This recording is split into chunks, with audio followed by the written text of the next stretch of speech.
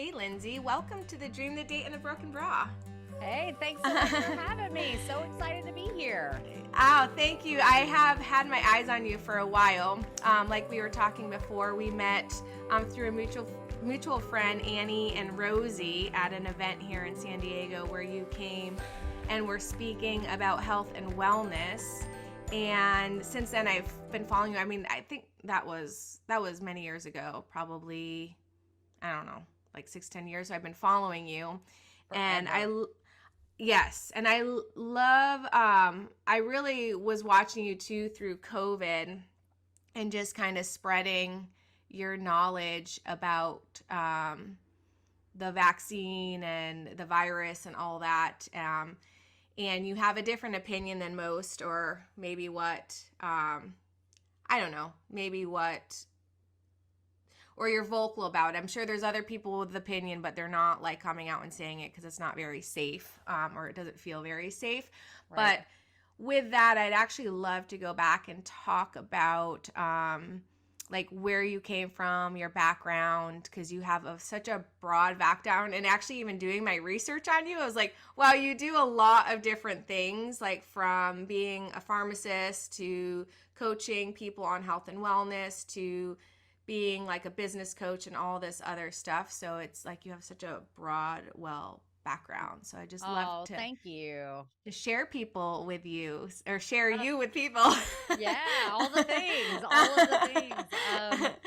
So yeah, my story is not unlike a ton of people. I was born in the suburbs of Birmingham, Alabama, and my family life was really great and then became a little bit chaotic. My parents got divorced when I was younger, and that was, that's a trauma that's like followed me my whole life, and I use it to inform my decision making. And so grew up happy kid, wild, rebellious teenager. I don't know how I survived high school. I really don't. I had angels on my back the whole time. Yeah. Got a degree in chemistry. I wanted to be an actress and a singer and a dancer growing up. And my mom was like, no, you're going to get a real job. So I got a degree in chemistry, got my doctorate in pharmacy, did 2 years of residency, one in internal medicine and one in ambulatory care. And that was where I started to see the weave of what is Western medicine start to unravel.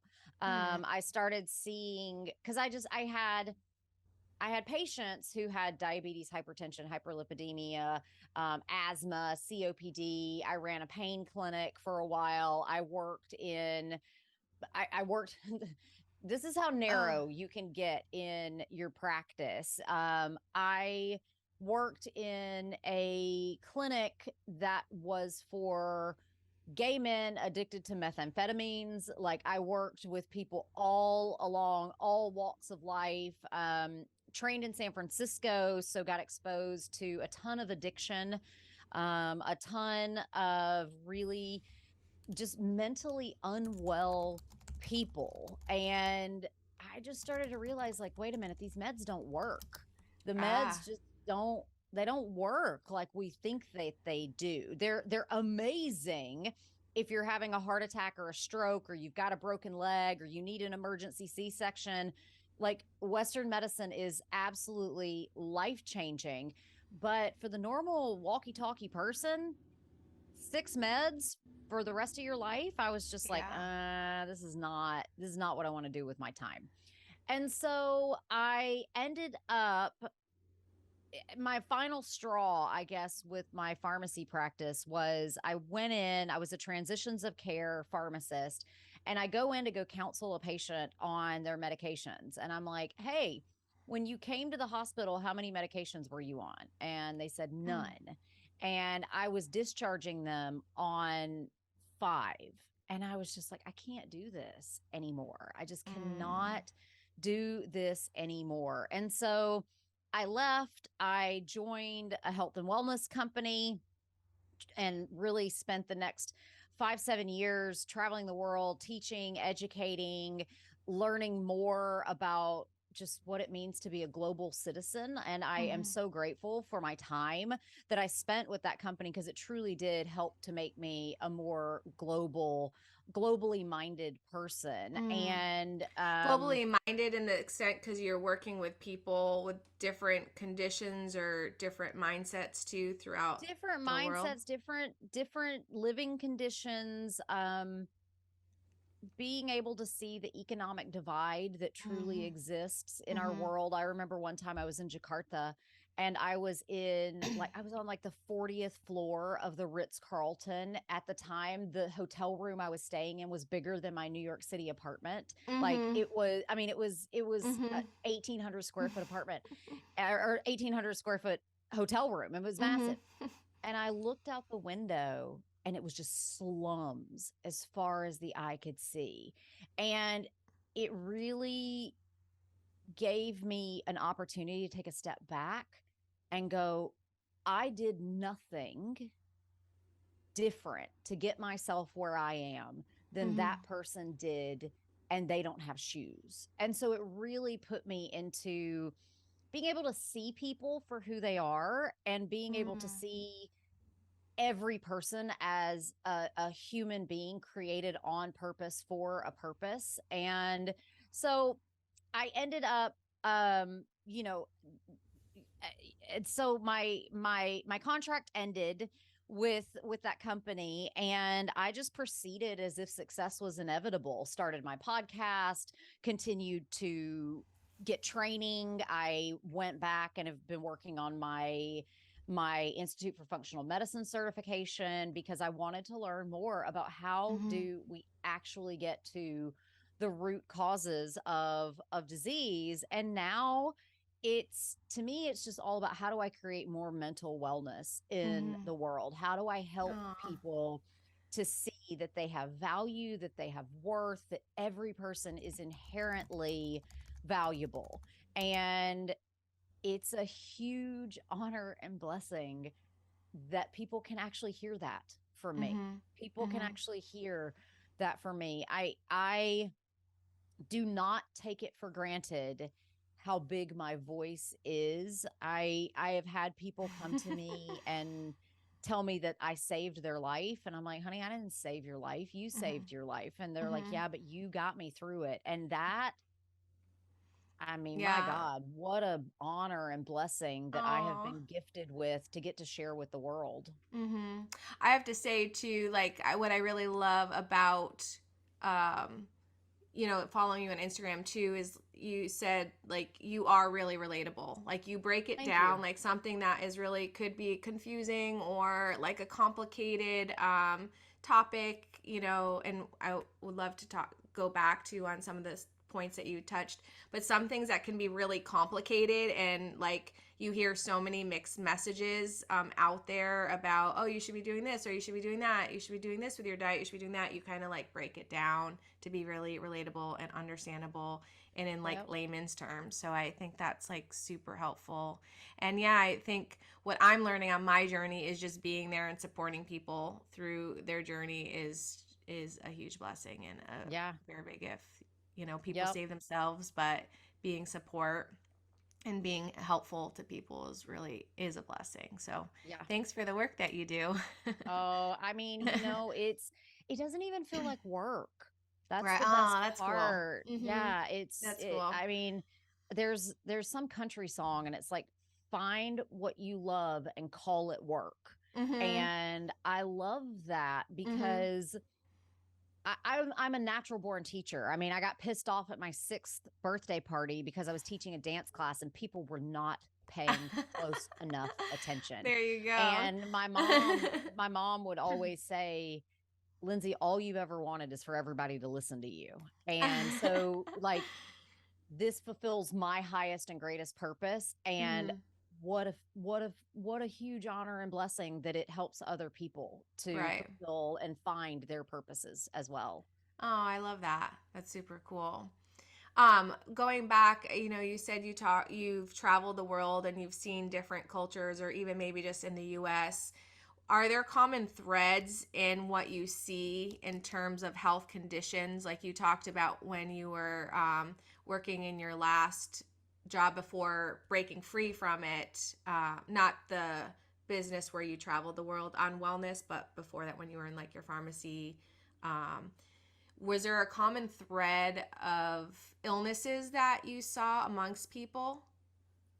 Well, as the world has become increasingly more westernized, Western disease states are what are ruling the world. And Mm-hmm. so, I honestly, I thought you were going to ask a different question. I thought you were going Oh, to ask, is there like a common humanity to everybody? Because that is like the biggest lesson that I got is, okay. you look at We all can the go world. there.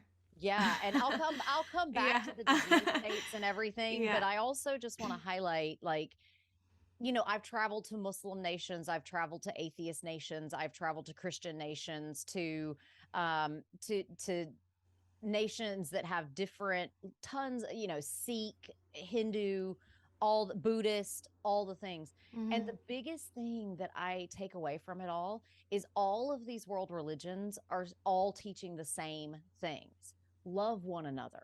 Mm-hmm. Love one another. And that I have carried with me everywhere. Mm-hmm. It has really helped me to become a better person. When I was in high school, I was a costume designer for a show that we were putting on, and I wasn't a great seamstress, and I was also so twisted inside of myself with Mm-hmm. anger. Mm-hmm. It took me until I was about 25 years old to really feel confident in my skin that I could Mm. go out and just talk to people, just talk Mm-hmm. to people. And so I was so twisted with all this anger that I was very mean to people. And Anger, was there anger from obviously from past traumas? Because you also talked about too, like being raised in a divorced house and the trauma with that. Is it related to that it or was anger from that. It was anger just, and then I think or it's you don't even also know it, or like are you even aware about it at like you just see it coming out and you're not even aware of what it is I that mean, I think it was self-loathing. mm-hmm. It was always feeling out of place, I Mm-hmm. think is a big piece of it. Everybody wants Mm-hmm. to feel like they belong. And then also I just simply I'm an Enneagram type 8, and so we're prone to have that vengeful nature if we are in our worst self. And so What is, I'm sorry, what's an enneagram? What was it? An enneagram? okay, so Yeah. Enneagram is I'm a like, what? personality Oh, profile, okay. and Yeah. I am the most Type 8 who has ever Type 8, Okay. and we are the challenger. We challenge the status quo. We Ah, our core fear is being controlled or lacking respect, and so we end up carrying some anger with us, and so right. there was a moment in time where while I was you know while I was doing this costume design, one of the performers comes to me and she says, this isn't my fault. And it all like this the hem had come out of her pants, and she's like, it's not my fault, I'm so sorry. And in that moment I realized I have to be kinder. And that's Mm, one of the biggest things I've learned in all of my travels, just to bring mm-hmm. it back from whence we came, is just be kind to people. Like, just Right. like the kinder you can be, the more loving you can be, just do more of that all day long. Mm-hmm. And as far as disease states go, I would say the biggest disease state worldwide is stress. That's the biggest disease state worldwide, and you see it play out differently in different cultures. In the United States, we see our stress played out as a we must go, go, go, go, go, go, go without stopping. We don't allow ourselves space to rest and recover. Mm-hmm. And, in Japan, you see it as massive amounts of infidelity, where men are so stressed out that they don't go home to their wives at night. I mean, it's like basically a cultural, it's a Norm. basically an accepted piece of Yeah. the culture that, Mhm. powerful businessmen, they don't go home to their wives. They go to the Mhm. geishas after work. Mhm. And that's how the Mhm. stress gets played out there. You see it in like the stereotypical tiger mom, where you've got Asian parents that just push their children, and it's stress, stress, stress. Mhm. And then as you take a bigger step back, and the sights I saw in Haiti and the sights that I've seen in Africa, of just the stress to survive, to actually Mhm. get level 1 on Maslow's hierarchy of needs, and Mhm. just know that you have shelter and sleep. I mean, I remember, Water. yeah, Yeah. water, all the things. I Yeah. remember walking across the border from the Dominican Republic into Haiti, and there was a man there passed out drunk in a pigsty. And Ugh. to just take a step back and go, I did nothing different than that guy did.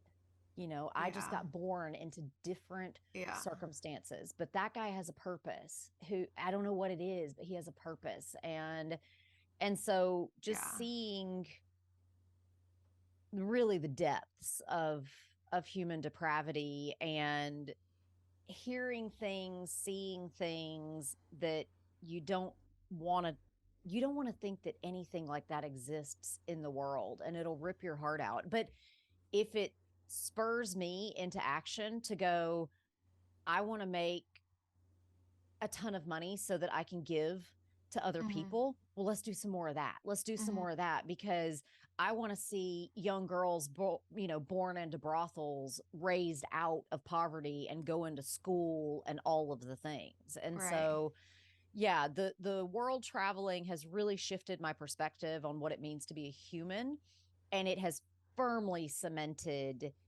just how toxic stress can be. Oh, I mean, and we haven't even gotten into like going into East Berlin and seeing like the aftermath of the Cold War, Yep. seeing when I lived in Europe, really feeling how palpable World War II is to people in Europe. Yeah. I mean, the guy I was dating at the time, his grandparents remember the bombings of London in World War II. And you think all this stuff is ancient history, but when you really break it down, we we still have it. It's still here. It's Yeah. still with us It's like all day, trauma every day. passed. It's like in the cells. It's passed on to each generation and it keeps living Yes. out. I heard the same Yes. thing. I had a friend, they were in, I believe, the Czech Republic Mm-hmm. or or Hungary. And the same thing, they were like the people they were just so mad, but it was like from like past history that they just, you keep reliving it and reliving it and reliving it and it gets Yep. carried on and carried on. And so then Yep. yeah, that's all in your cells, right? And Yeah. so It's all interesting in your too. cells. Yeah. It's interesting because you say mental wellness, and I know there's like a big thing. You had said that. I'm writing notes down as we go, just so because I want to have you keep talking. But you talked like your mission now is to create mental wellness. Like what does that look like? Because I mean, we have mental um, diseases going on, and I'm actually a strong believer. Like the mind creates like mental health issues, like Right. the traumas and like the loops that we go, our mind can create these. So is that kind of what you talk about mental wellness, or is it like mental wellness in, like you said, like a whole body approach, love, kindness, like a whole holistic approach when you talk about mental It's wellness? definitely a holistic approach, but it's just kind of like, when I think of mental wellness, it's like individuals who are truly mentally well can cope with the normal stressors of life, Mm-hmm. can work productively. They produce um they produce work that is fruitful, and they understand their own intrinsic value and use it to add value to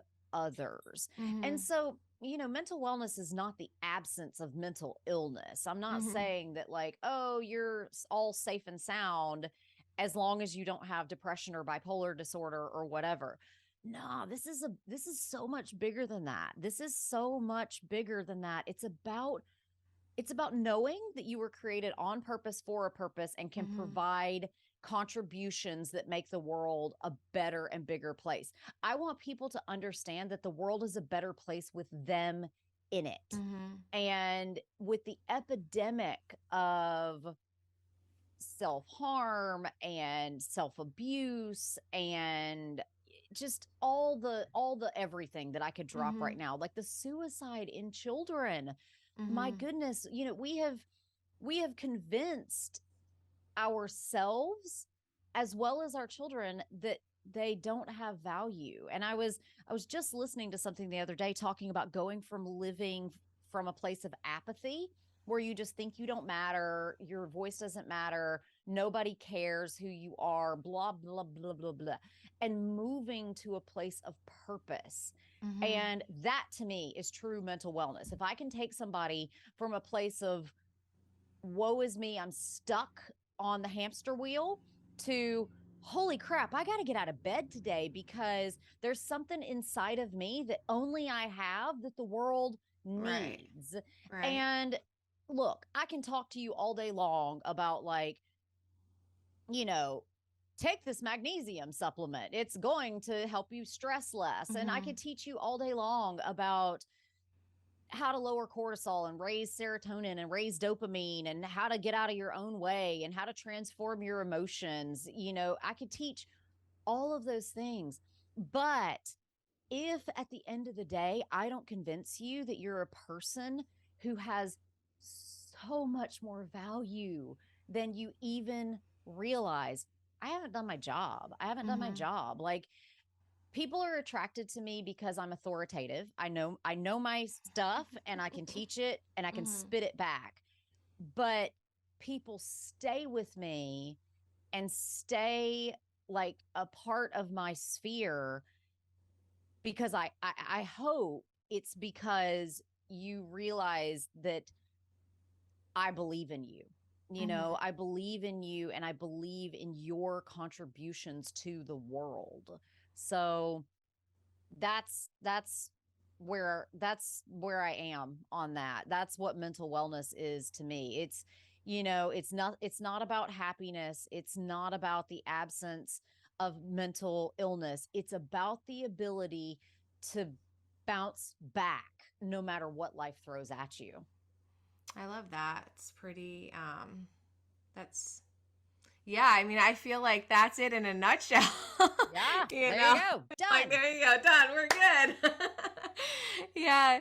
Um so what do you do like when you're working? I mean, you kind of just it's like to help people see themselves because I think when people start to see themselves and to see their greatness, all that other stuff starts to heal because your body is meant to heal itself, right? So they probably come to you like, hey, I need to fix this. I don't feel good here. But it's really just lacking in seeing yourself. Well, here's the thing that people don't understand is when one thing is sick, the whole body is sick. Yeah. When one thing heals, it all heals, right? And so we try to piecemeal out the body as if the digestive system is different than the nervous system. Mm-hmm. It's cute when we say dumb things like that. Mm-hmm. But the fact of the matter is like, if you heal your gut, you heal your nervous system. If you heal your nervous system, you heal your Here you skin. go. It Okay. all heals. The body is designed to heal as one big cohesive unit. We're not meant to do what Western medicine does and try to treat the lungs as if they are distinct from the pancreas. It's Mm-hmm. all one thing. Mm-hmm. And it's radical. It is a radical, radical thing to do to actually like yourself, right? I mean, like, it is the most radical act of self-love that exists in the whole world. If you can radically love yourself, that love is going to grow and multiply. And I'm not talking about a humanistic kind of self-love. I'm talking about the kind of love where you actually honor the fact that there is an infinite being inside of you. And you can call it God, you can call it Jesus Christ, you can call it whatever you want to call it. But I truly, truly believe that there is something. I truly believe that there is true good and true evil in the world, and the good will always win. There is infinite goodness inside of you, and you can call that infinite godness if you want to, but God is there. Good is there inside of you. And it's all about, which do you feed? Are you feeding your worst? Are you feeding the, I don't want to eat right, I just want to like sit on the couch, I don't feel like exercising, I don't need sleep, I don't need to meditate? Are you feeding that beast? Or are you feeding the like, holy crap, I'm going to show up today with gratitude and with a good attitude, and yep, I don't feel like going to the gym, but I'm going anyways because that's what's going to make me have the energy to go play with my kids? That we have a million chances every single day to choose between life and death. Honestly, we have a million choices every day that allow us to choose between life and death, and choose life. Just keep showing up and being like, I am so full of life right now that it's contagious. It is so contagious. And that to me is just, that's it. Yeah, and that's actually because are you saying too, like there's the good and evil, and I mean, again, I try not to think there's like good, bad, right, or wrong, but like you're saying that like there's those two, um, what's like they always call it losing the word, but like the two differences in us, and each person has those two spheres, say? Yeah? Oh, Or yeah. are you saying that the evil's outside of us, or there's the not evil and like evil, but you have that negative self-loathing victim mentality, and then you have this self like radical self-love, and as you keep choosing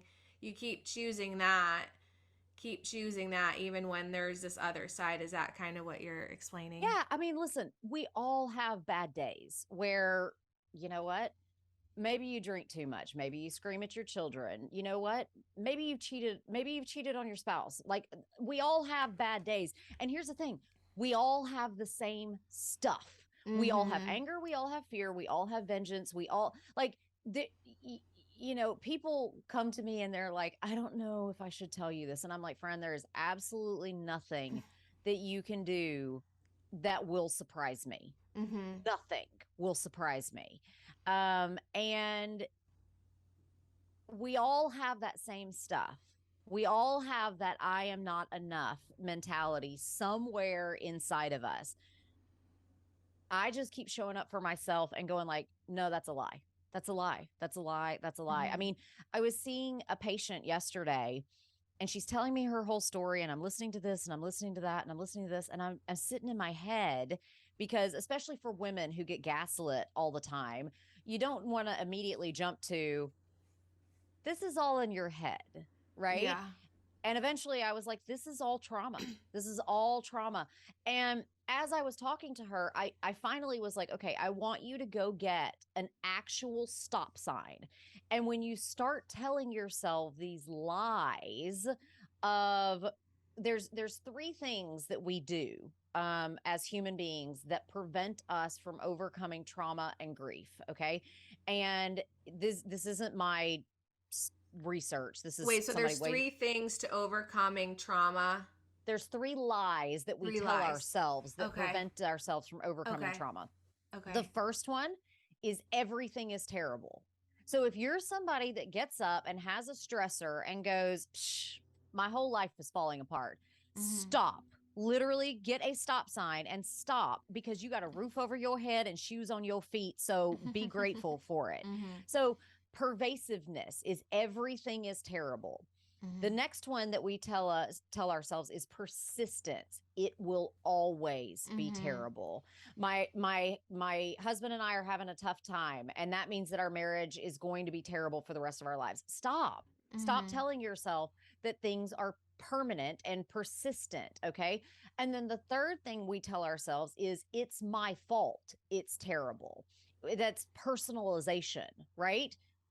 I can't tell you how many times that I talk my friends, my colleagues off ledges, and I'm like, this is not your fault. This is not your fault. Like, stop making this personal. Stop making it personal. So whenever you get into those cycles of stinking thinking where you're saying it's everything is terrible, it's always going to be terrible, and it's my fault that it's terrible, stop. Just stop. And so those are kind of the three things that kind of murmur in your ear. And if you can stop doing that and start going like, well, yeah, today was stressful, but I'm really grateful for the fact that I have milk in the fridge, like whatever, I don't care. Because the truth of the matter is, it's not all terrible. It's not always going to be terrible. And it's not your fault that things are terrible. So when you say too, it's not your fault, it's terrible. Like I get that because that's like programming or habits and stuff like that. But also like I come from like part of my reframing or whatever is I'm always 100% responsible for myself. So how do you, and again, there's always like a fine line because it's not a blame or it's not like pointing the finger that I did something wrong, but there's a fine line sometimes, especially with my patterns where I like you say, it's not our fault. I can go in and like start like beating myself up because I'm like, oh, I did this and this happened and it's my fault because I'm 100% responsible. Do you have any techniques to that to kind of just like to speak to that a little bit? Because to not be in the victim mentality, but also it's just stop. Yeah. Just stop. Just stop. I mean, just stop. I mean, like I mean, I don't There we mean go. to like, Yeah. I know that that's a hard thing for a lot of people, but listen, if human beings were meant to be solely responsible for everything in our power, we would not be communal creatures. We would be lone wolves, right? We would not be pack animals, but human beings are pack animals. It takes a village to raise a child. Now that said, one of the things that we learn in Al-Anon is never try to regulate anybody else's behavior except your own. If I can self-regulate my own behavior, winning. And if I don't like someone else's bad behavior, you just kind of learn to ignore it and move on. Unless you are in situations like I was in last week where I had to like, I think men have forgotten that women exist in COVID, and like you go out and these men just have bad behaviors. And I'm just like, no. You're messing with the wrong woman right now. What do you mean? What can you? Will you speak oh my to gosh. that Okay. So like last week, so many bad behaviors. This guy is like leering at me across the bar and just leering at me. And I've traveled the world by myself. I can spot a sexual predator a mile away. And so I'm there with a group of women. And he is leering at us and offering to buy all of us. And I keep telling him, I'm like, no, we're fine. Thank you. Nope. And finally, at the end of the night, he comes over and he stands like right next to me and his face is like right here. And I just turn to him and I'm like, do you need just me to tell you that this is not happening? Or do all 7 of us women need to tell you this is not happening? You are leaving now. And all the women at the table were like, Yeah. but I won't tolerate it. I will Yeah. not tolerate it. I mean, a guy came up behind me the other day and grabs me by the waist. And I am literally sitting with my earbuds in, Oh, reading a book. And I mean, I shouted at him. I used some expletives because he touched me and violated my boundaries. The whole wait staff of the restaurant turned and was like, and he came up wow. later and was like, I'm so, so sorry. And I was like, don't grab women. Like, just like that's unacceptable behavior. And so I will step up because I'm a challenger. And so I'll put people in their place.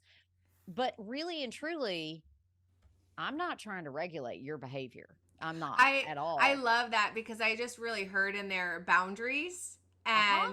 and I'm practicing boundaries because that's actually a very new thing for me. So I love that because I also have the thing where like you say it once and they should get it, but there you had to say it repetitive because it just was not happening. So it's interesting because that's like Yeah. me. I'm I like I mean, get you annoyed. fight jujitsu. I mean, Yeah. imagine jujitsu without the tap, right? Yeah.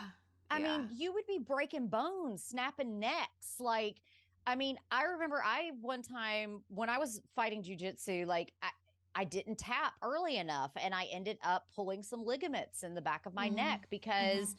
the guy I was fighting with thought he had my neck, but he thought he had the front of my neck, but he didn't. He had the back of my neck. And so he Mhm. was Oh torquing shoot. Yeah. my head Yeah. and I didn't tap fast enough. Mhm. And it like messed up my neck and it took me Mhm. 5 years to get over it and all of the things. And so, yeah, you boundaries just you have to have the boundaries to say no. And traveling the world by myself for so many years, I learned real quick like I will line in the sand and there is no crossing it. And if you Right. cross it, I'm walking away. I'm like I will remove myself from this situation, you know? Right. That's that's powerful. I think but and how do you get to also somebody who might not have that much self-love to having powerful boundaries or having boundaries cuz that's like leaky. I mean, well, here's the thing. How is saying yes to everything treating you? And if your answer is, if you just like squirmed and like rolled away from the podcast and are like, I'm turning it off, Yeah. you need to learn to say no because Yeah. it's self preservation. Um, but if you think about but you also have to remember I'm an Enneagram type 8. If I am okay, everybody's okay. Versus like a type 9, they say, if everybody else is okay, then I'm okay. Mhm. And so it's just a different perspective. But you know, start small. Start small and just say, do something like, okay, I turn my phone off at 9 p.m. Okay. That's something easy. You'll never Right. miss it. You Right. really truly won't ever miss a few hours away from your Mhm. phone, right? Mhm. Um, and so just start small and start by retraining your language. Tanya Dalton has been on my podcast and she and I talk about how important boundaries are. And one of the things that I think is hard for women is to say no. It's not hard for me, but it's hard for a lot of women to say no. So instead of saying, no, I can't commit to being on that committee. No, my kid can't pick up another sport. No, like instead of saying that, say things like, wow, this project seems so important. And I want you to have the best people.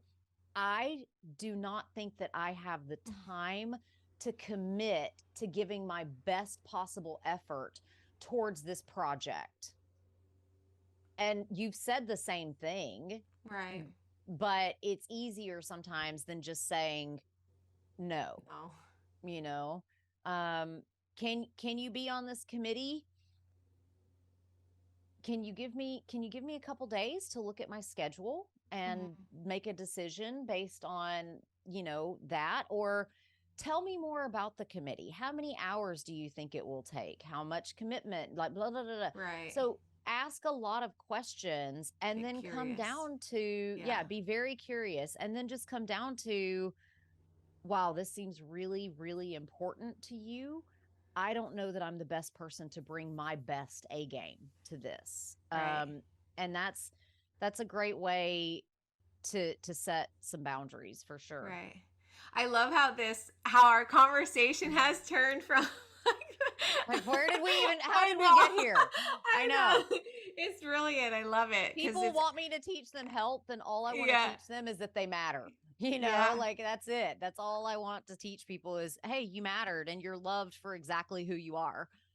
I mean, I think that in itself is like a really one a really hard one to absorb, because I know I had that happen probably about 4 years ago when I kind of started my like awakening, or whatever you want to call it, or like seeing myself, and it was like, you matter. I'm like, no, but I don't do this and I don't do that, and they're like, no, you matter, and I'm like, I don't get it, like, what do you mean? And it was, and it's like you keep stepping into that every day, and it's like a process and it's a journey, and that's what we've really like come here to do, really. Yeah. I feel Exactly. Yeah. Exactly.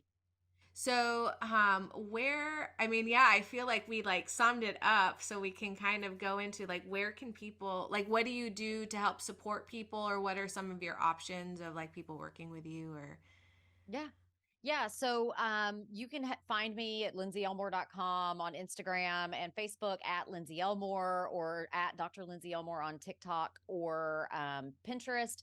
And so that's where you can find me. I also have, if you actually do want to hear me teach about health and wellness and not about like universal lessons that I've learned, I have my subscription functional medicine platform. It's called Wellness Made Simple. It's available at wellnessmadesimple.us. And if you want to hear more about the supplements that I use for mental wellness, hit me up or head to lindseyelmore.com/Amare to save $10 off of some supplements that I think really make a difference. Awesome. Well, thank you so much for your time. It was such a pleasure to connect with you today. I loved hearing about this, and it's so funny. I love how it actually always circles around to like the things that we think, and being kind to ourselves, being kind to others, and just being like a human. So I actually loved how this kind of did like a full circle, and it's not even really about like that, because it's really wellness of like the brain and all that. Yeah. Just, hey, let's just be better humans. Like, let's just do that. And if I can be a better human, anybody can be a better human. Well, thank you so much for the work that you do on this planet, and I hope to connect with you. Send me the info for your event in Irvine. I sure will. And hope to see you in person soon. Heck yeah. Thank you so much. Have a beautiful day. Thank you. Appreciate you. They appreciate you too. Thank you. Bye.